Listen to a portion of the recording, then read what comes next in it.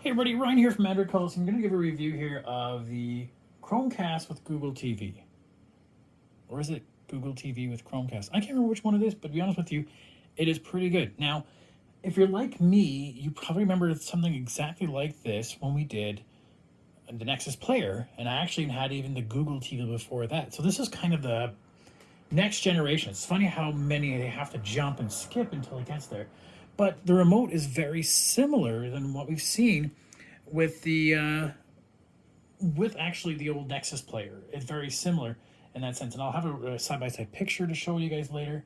But I wanted to show you one of the neat things I like about it. So first off, I can turn off the TV with the remote. That is pretty cool. I actually really like that feature. Can then turn it back on, and then I can actually use this to set up and change the inputs on my TV. So that was kind of neat to actually go through that. And the weird thing I always find too is that this TV always has that bar showing up, and it's got volume controls here.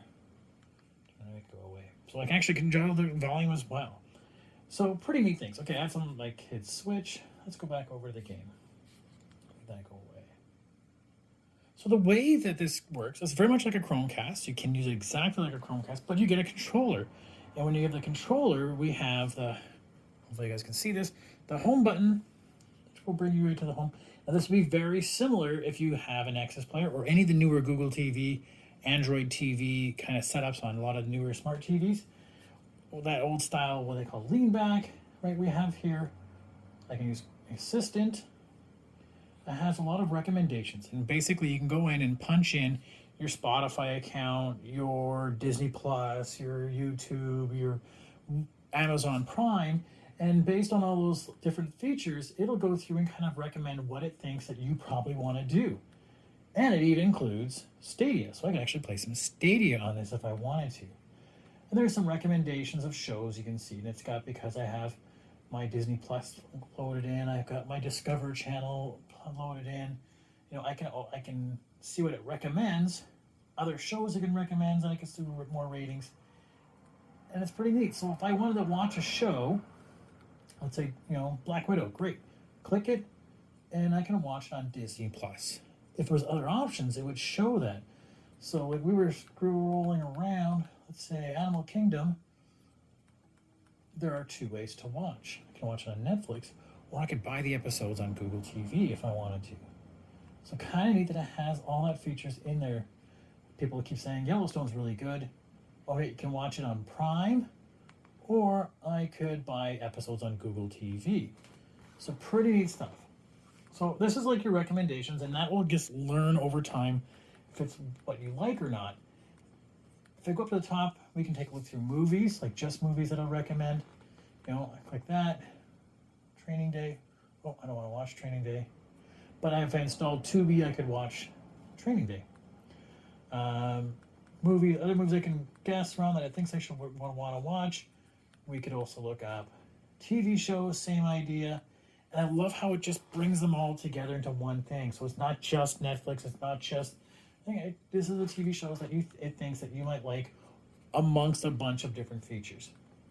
Then we have their apps, and you can go through what apps you use. So we have Netflix, YouTube, Prime, Disney Plus, Google Play, YouTube Music, CBC Gem, Spotify, my Stadia account.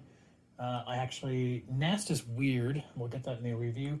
Then the Weather Network, I could bring that up and actually have a Google TV app. So there's not as many Google TV apps as others are Android apps, unfortunately, but there are some. Global TV, CTV, right? And then I can go ahead and actually install other apps depending on that. Now, some of these apps may not play well on this, but there are some that worked on the Nexus player that we could use, that you could do this for. So it was actually pretty neat. The downside I find about this, as much as I love how everything's in one, including your library, I can go to movies that and shows I've purchased, is that unfortunately it locks this to one account. So just my one account is logged in here. Sure, I could go in here and add a kid, but I can't add my wife.